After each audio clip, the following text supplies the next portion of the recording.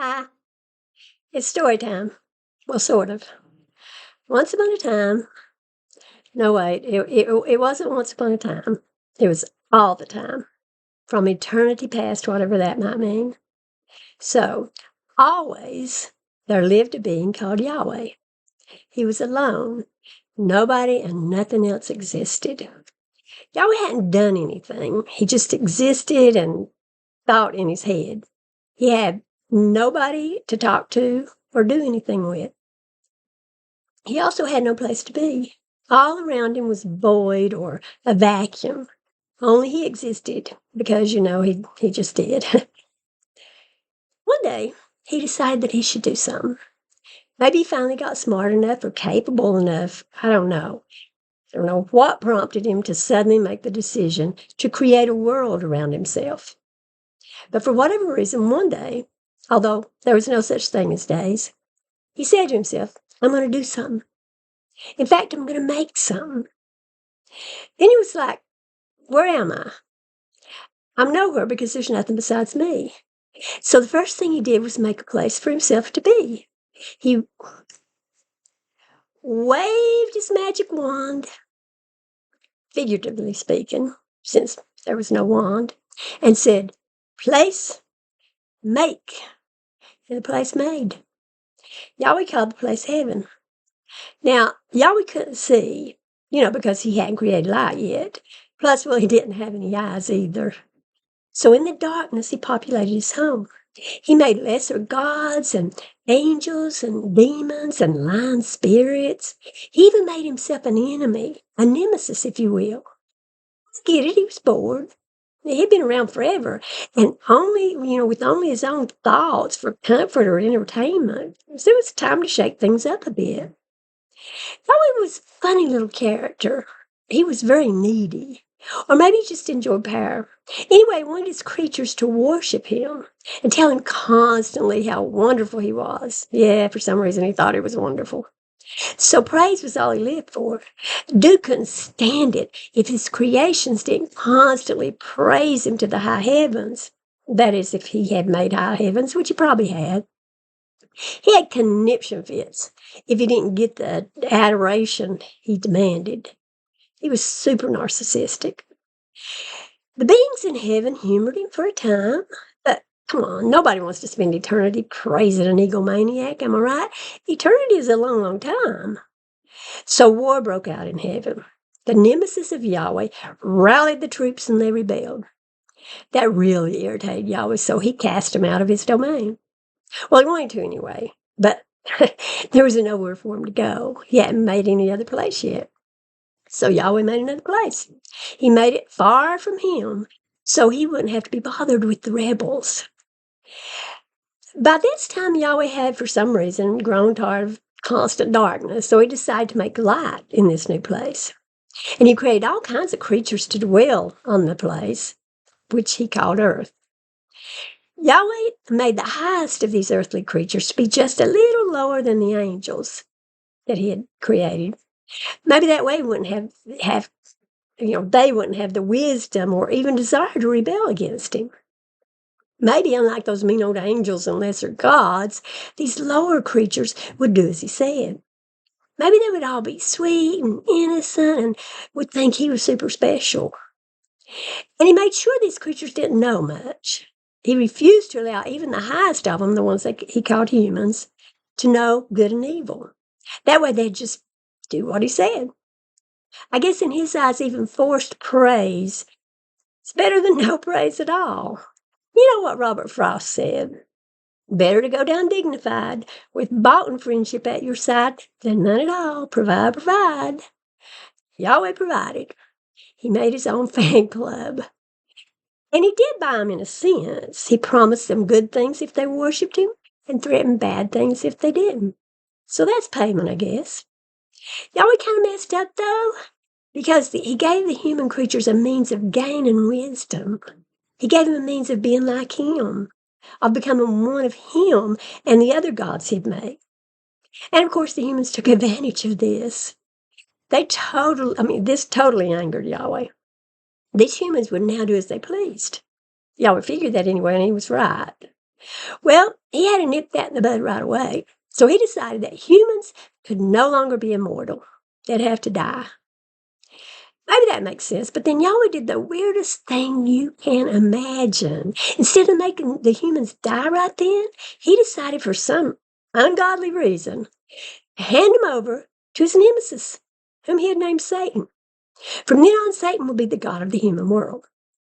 I don't know, maybe Yahweh thought Satan would whip the humans into shape and then he'd take them back later. After all, Satan sure had been a thorn in Yahweh's side, and he'd convinced a third of Yahweh's heavenly host to rebel with him. So Satan was a pair to be dealt with. But you'd think Yahweh would have pondered on why Satan would help him rather than, get praise and glory that he'd take it from him, and get it for himself. You'd think he would have started to wonder what possessed him to create this monster Satan who caused such a rebellion, and especially why he made him immortal and so evil. And you know what else? You'd think Yahweh would have wondered whether, since he did do this, then perhaps he himself was evil. I mean, how does a good being create an evil being? Didn't Yahweh feel some responsibility? Seriously, didn't he think he must be evil himself? And didn't he feel that it would be wicked to put Satan in charge of the humans, causing them to do evil, which just angered Yahweh? I mean, how stupid was he anyway? Well, truthfully, Yahweh, as you know, wasn't the sharpest tool in the shed, and self-reflection was never his strong suit. Anyway, for some bizarre reason, he wanted Satan in control of the world.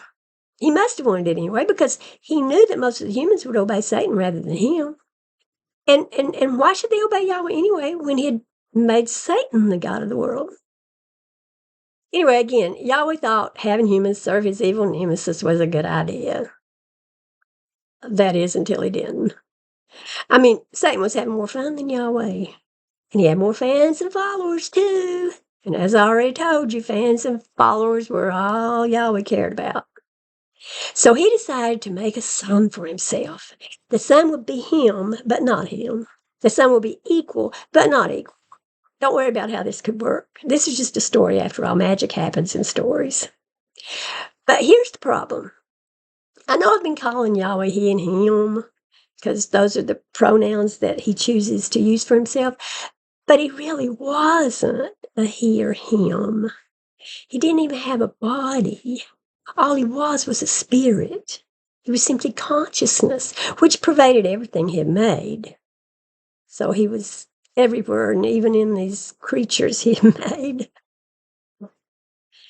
But somehow, nobody knows quite how, Yahweh made this lesser God he called Jesus and told the humans to start worshiping him rather than Satan. Some did, of course, but most didn't. I mean, you have to understand there was more to this. Yahweh didn't just tell humans to worship this so-called son of his. No, he thought a great idea was to have the humans murder his son. That was his perfect plan. And that's how his son would purchase his own friends. He paid with his human blood, which apparently is really special to the gods. Then, once the humans had murdered the boy, Yahweh would be happy with them, as long as they accepted and approved of this murder. So you can see why many humans were appalled by this whole scenario. I mean, what the fudge, right? Yahweh decided that those who would stay true to him, no matter what crazy or wicked idea he concocted, would be allowed to live forever and in his own domain. They'd surely stay true to him in his glorious kingdom if they were true to him on the earth, when they really didn't know for sure that he even existed, and especially if they were faithful, even though Satan was always trying to gain their favor. That way Yahweh would have weaklings who would always praise and adore him and do as he said. Oh, and the humans who wouldn't follow Yahweh's son, well, he had a plan for them too. He figured he and his son would have lots of fun with them. They were just creative beings, so they weren't important. They were like chaff or really garbage, fit to be burnt. Yahweh figured he and his son would spend eternity coming up with torturous games and heinous miseries that they could inflict on these poor creatures, who, by the way, never asked to be created in the first place. This was all just perfect for Yahweh. He would get all the praise he wanted, and he'd also get to do all the evil he wanted as he tortured most of his creation for all eternity. Yes, this is the story of the all-powerful, all-good, all-loving Yahweh. This was his wonderful plan for getting the worship he so loved more than anything else in the world. Besides maybe being completely wicked, but he was getting that too. He was getting even more of that than he was getting of praise, since more people would, go to his hell than would go to his heaven. So maybe I was wrong. Maybe praise wasn't his favorite thing. Maybe it was second, and his favorite was tormenting people. Anyway, I know this is not a good story. It's full of plot holes and inconsistency, for one thing, but Yahweh didn't have any fact checkers. Even if he had, he'd have gaslit them into thinking they were wrong and he was always right and, in fact, perfect, meaning he could never be wrong or make a mistake. Now, I don't know how all of us creatures and all that we see around us really came about, but one thing I can tell you, this story ain't it. And yeah, maybe it's not exactly what you read about in the official book about Yahweh, but seriously, it's close enough, y'all. Thank you all. Bye.